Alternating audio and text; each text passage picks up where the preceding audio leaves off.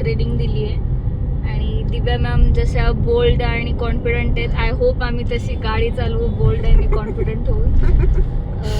त्यांनी खूप छोट्या छोट्या गोष्टी गाडीमधल्या किंवा गाडी रिलेटेड खूप छोट्या छोट्या गोष्टी त्यांनी आणि तेजस सर दोघांनी आम्हाला खूप छान सांगितल्या.